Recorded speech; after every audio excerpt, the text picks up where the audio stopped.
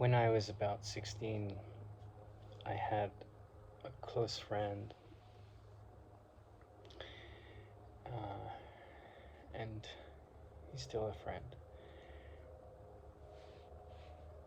And we both had fathers that had challenges with alcohol.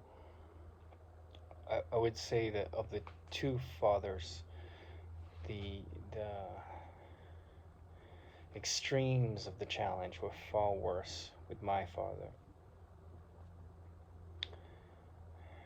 But I visited him sometimes when his dad was difficult, and it was interesting because we had that bond of something in common. And there's something that happened that I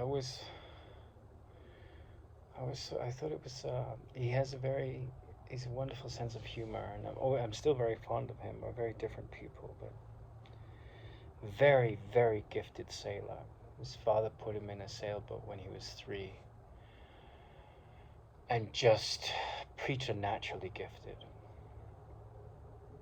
And I'm the son of a sailor. So, uh, while I've sailed quite a bit, and I love the sea, I wasn't drawn to that. But there was an incident that I'll always remember. It was very funny. I, I was very fond of him, and when we got our exam results in the GCSEs, I got 12 A's and a B, and he got 1 D. And we met on the hill, and I was very happy and proud of my achievements. And I'd worked hard, and I wanted to. I enjoyed it. And he got a D. But then we went sailing one day, and I have that in my blood, I suppose. But I didn't have his upbringing with sailboats. My father is a great seaman, but I wouldn't say he's a great dinghy boat sailor. He's a decent, he knows his stuff. But it was never that maritime heritage that he got from his father. Just wasn't there with me. Like I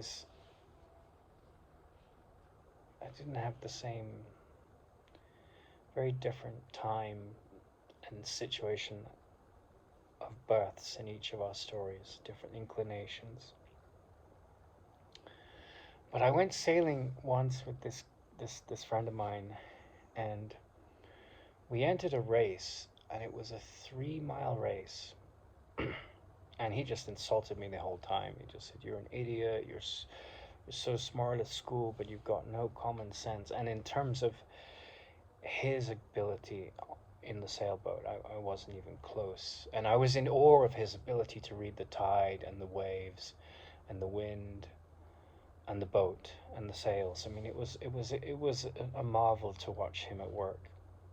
But he insulted me. He constantly insulted me. It was really funny because it was done with a lot of love. He was fond of me, but it was one F-bomb after the other.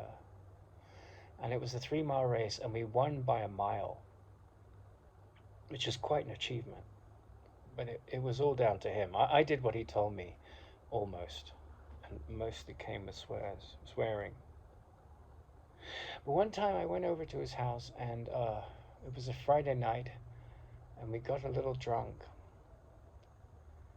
and we got into a fight, and there was this warmth of youth and this camaraderie between us. We had a lot of silly fun. I can't remember what we were arguing about, but he had this really funny way about him, and he said, okay, you go outside, we'll start over again. He did this noise as if a tape recorder was rewinding. And then he said, "Oh, hello, Nathan." Like we just met. And it was funny because I've been recording these videos, and I'm inspired to do so. And he commented, because I made this video about how a friend of mine was guided to go and buy some lottery numbers and won $1 million and then lost it. And then for him, it was a lesson in gratitude, because if he'd gotten the money, it would have messed him up, because he was still lost in his greed and his insecurity. But I told the story of this and other things. And my friend, who had played the rewind button at that age, he came in and commented on Facebook. He said, "You just speak a load of drivel. And I deleted the comment, but I didn't take it personally, but I didn't feel it was helpful to feed. He's entitled to his view.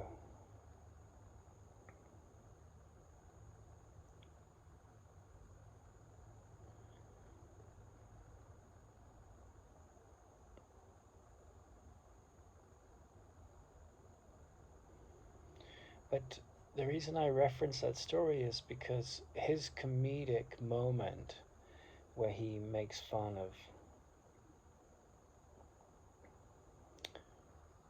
like, the argument we'd had, which was, meaningless.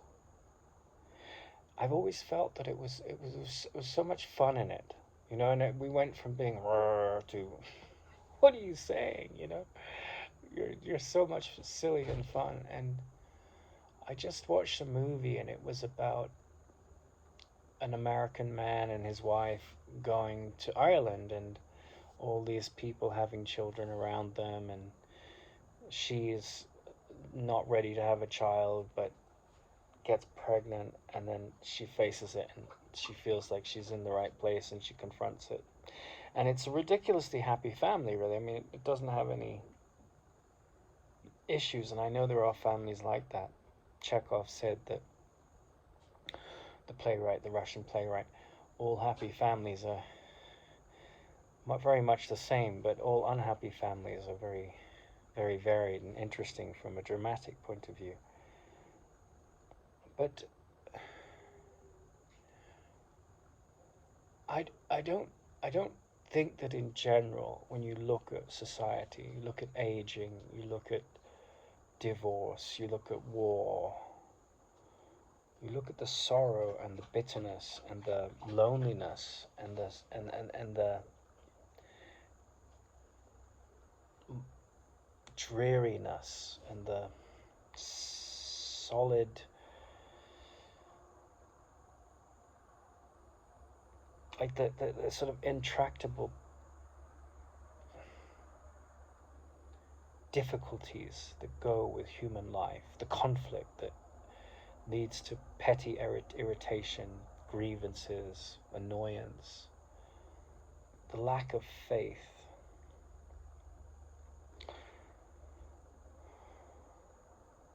the evangelism to fix others,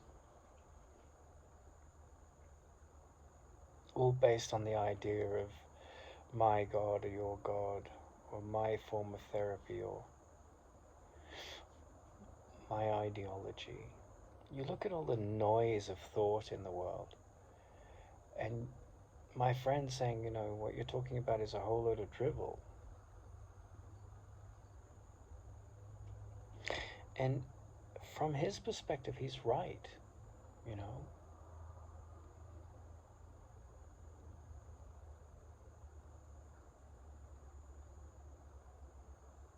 And I deleted the comment because it just was what I was moved to do. I didn't have any kind of, I have to correct him, but it's not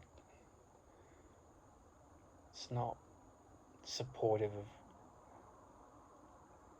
what's inspiring me, so I won't feed it.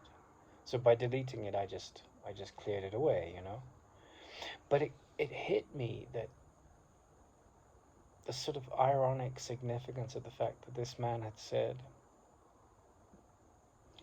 when he was this young, sweet character, he made this, and we were very much, like, I had a few close friends, but he was one of the closest friends, one of two in school, and my close friends came from outside where I lived, far away in Belfast and places that I met on travels. But there were a couple of friends I was very gregarious. I got on with everyone, and I was a bit of a loner, which is often the way with people whose minds are very interested in deep things. And I always enjoyed hearing the joy that other people's interests reflected. So if I never was interested in watching soccer or playing soccer particularly. I mean, I enjoyed it. I really played hard when I did play, but I never followed a soccer team or anything. But it was always fun to hear other people's the heart in their interest.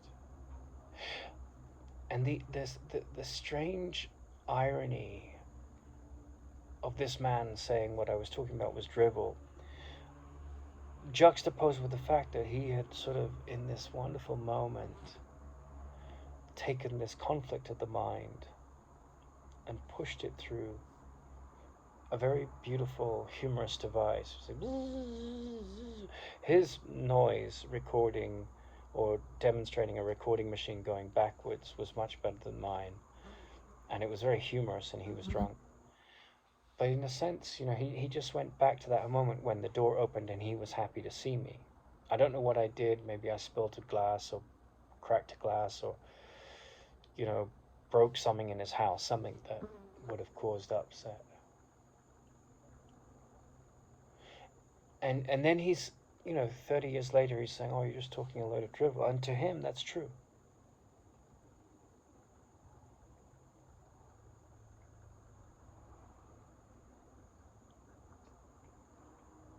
But those 30 years, he's been on a career path, and I've traveled the planet looking for truth. And I've seen all the places it isn't, in a way.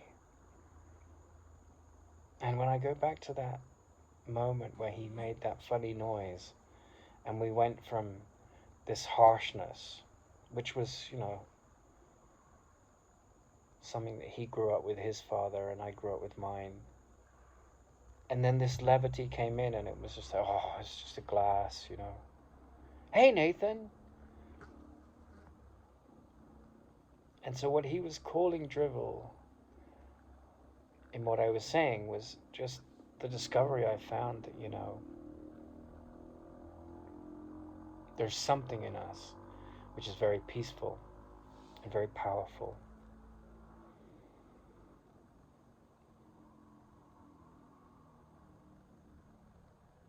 And there's this lovely line in the Course in Miracles that says, you who cannot even handle yourself seeks to control the universe.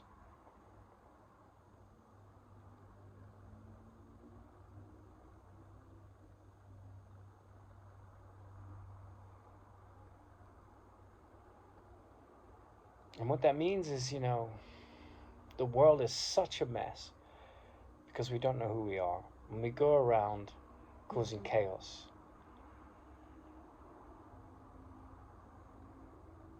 getting more and more powerful or more destitute. And all of it is driven by insecurity and lack of self-awareness.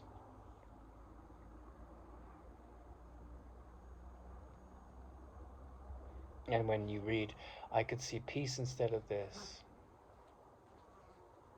Yeah, that maybe sounds like drivel to some people, because the conditioned mind is so desperate to be right or angry.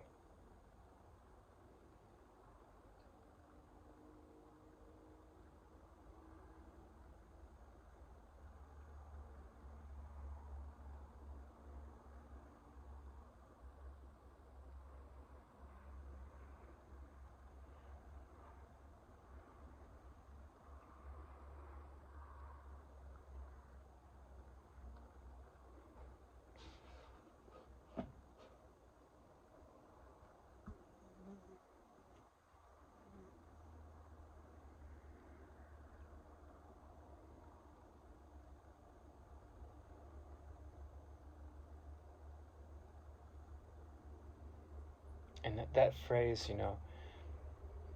without the ears to hear, without the ears to hear.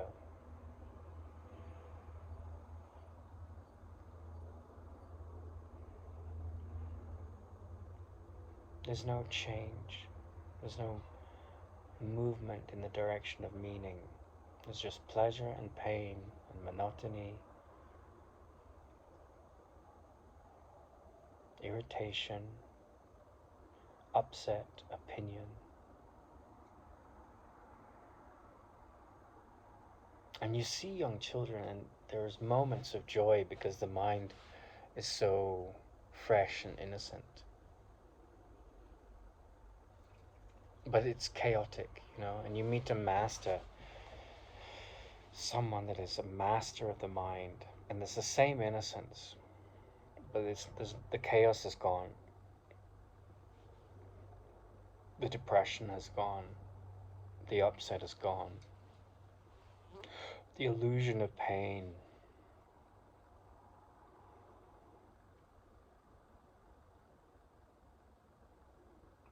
Practically, you take care of the body when it's not healthy. But the mind has come into its own. So it's funny, you who can hardly control himself would wish to control the universe, make all these judgments, cause chaos everywhere you go. And unless the ears are there to hear, you'll call what is valuable, what is sane, what is life-giving, drivel. And yet, if you forgive, if you don't give power to the conflict of the ego,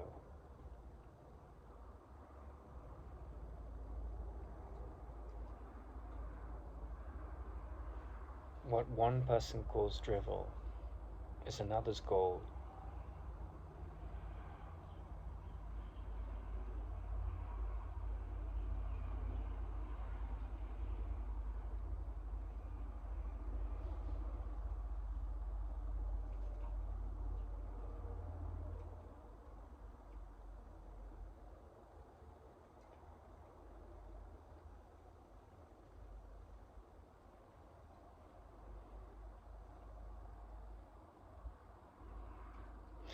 Albert Einstein was famous for saying that the most important question is the universe a loving place?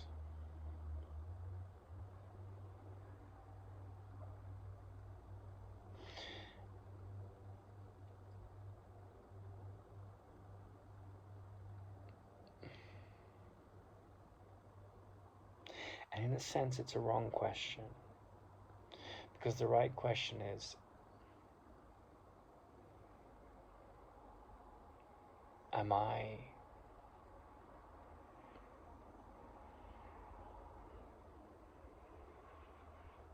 the child of love? Am I love?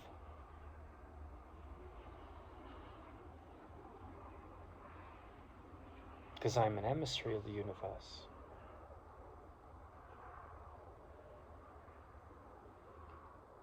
So when others are being angry and judging me, can I see through the illusion of all that, even though it's going on, and see only love in them?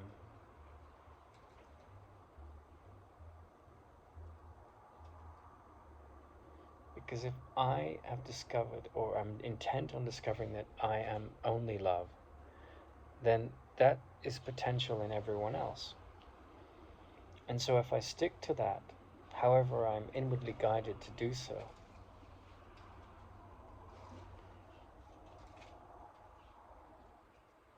this madness that tries to control the universe, that we call the ego, can be dropped. And in trying to control the universe causes so much chaos.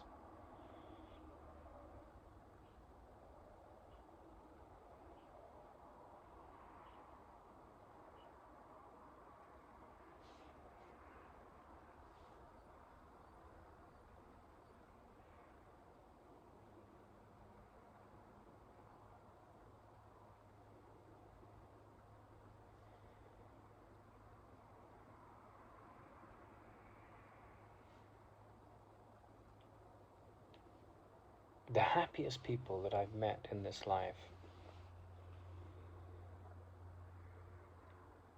they're not people that haven't made amazing amounts of errors.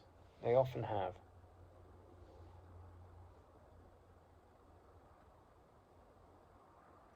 They seem to be people that understand that observation is the highest form of intelligence. And they're very good at listening, not just to others, but to the stillness. In fact, the stillness rules their mind. And when the stillness rules their mind, the neurosis is forced out, because you see it for what it is and it drops away. And they have tremendous faith. I once met a person who turned to me, one of the most impactful people I met in my life, a woman a couple of years younger than me. And she said to me, "What does an utterly fearless person look like? How do they act?" And I saw on LinkedIn today there was a Marine, and he said, if you have just one person in your life who's fearless, it makes all the difference. Just one.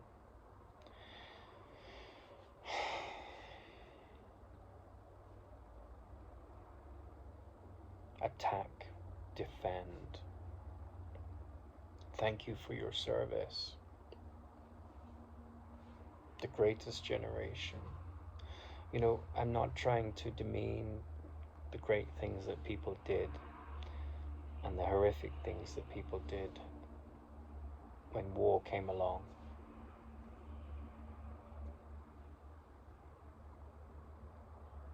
But, we associate fearlessness with like aggression and armies and soldiers, going out to war.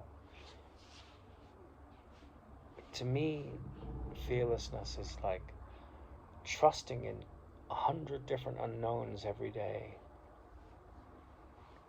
and not acting out of neurotic reaction to situations or judging others. It's not getting lost in a belief system. It's learning to listen and not white knuckle the reins of what you need to do. It's learning to trust that life is leading you where you need to go. It's not attacking someone with a knife. I'm sure that, if you're confronted with a crazy person with a knife and you defend yourself, which is a noble act, that requires enormous courage, and I don't discount that. And it would have taken enormous courage for my grandfather to, get off the beach on D-Day. I have only admiration for those kind of things. But when I think of fearlessness, I don't think of those things. I think those things are probably full of fear, The mass consciousness that goes out to attack the Germans against the Brits, the Jews against the Christians, To me, that's all fear. Ultimately, it's the broadcast of fear. Yes, great moments of courage happened, and then you have that expression: "We have nothing to fear but fear itself."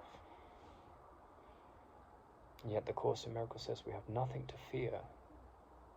Fear is the production of our shadows, the projection of our shadows, of our illusions, and the shadows flee away in the light. And so it takes enormous inner stability and a quality of great faith and patience to see through the fears. And fears create all attack thoughts and all defenses. I'm right, you're wrong. And the unity of the love that binds us is lost in the cleverness of the ego defenses and the attack thoughts. And that can come up in the slightest irritation, or it can flourish into a full-blown world war. My side against your side.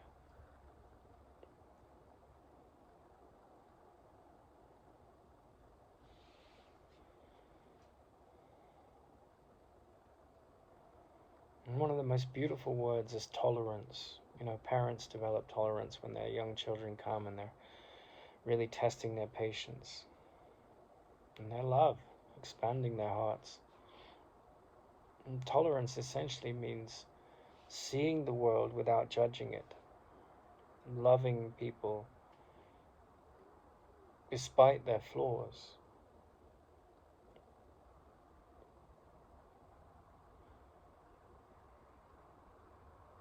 I don't like him, I don't like her. He talks a load of drivel, blah, blah, blah, blah, blah, blah. The busy monkey mind, it goes on and on and on.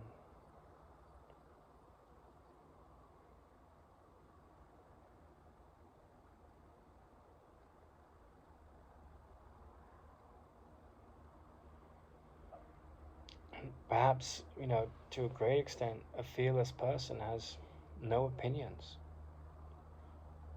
no thought of who is better or worse. It sees the relative stories, it accounts for them, puts on the masks to handle them, but is swimming in a different ocean. And from the perspective of the mind that is trapped in illusions, you know, when you point to these things, you can be labeled as talking a load of drivel.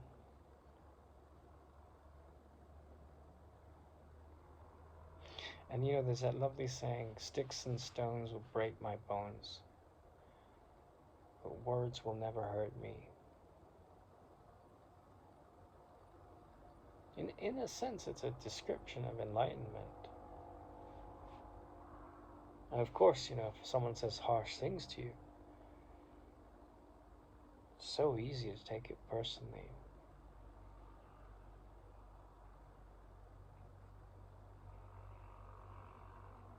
But then the person who says harsh things, you know, what's talking in them? Hurt people, hurt people. So with the eyes of love, you just see the hurt healed. And if you exacerbate it by attacking and defending, playing that botter game, just create a cycle of madness. You who think you know yourself, who can't even control yourself, have aspirations to control the universe. I mean, it's like an elder brother mocking a younger brother who's like trying to do something in engineering for the first time in the house, like put up a Christmas tree or just the most rudimentary engineering task, you know? And he's like, you know, you think you understand who you are and you're trying to do something complicated, and it's just grandiosity. The big difference between grandiosity and grandeur. Grandiosity is when I think I'm important and I want to show off. And grandeur is when all of that has died. It's completely dead. And it's just the stillness of the vastness of space and inner space and stillness. And as that quality develops and the mind becomes less, like as anxiety and insecurity drop away, and vision takes its place, you really see beyond the illusions of the mind that you've projected out onto others. And the screen of the mind starts to clear. You see the light and love in others, even when they can't see it themselves. You relish their presence. You thank life for everything as it is now. It's just perfect. It could be full of problems. But you give it over to the altar in your mind where there's a trust and a faith that all things work together for good, that everything is perfectly in alignment with healing.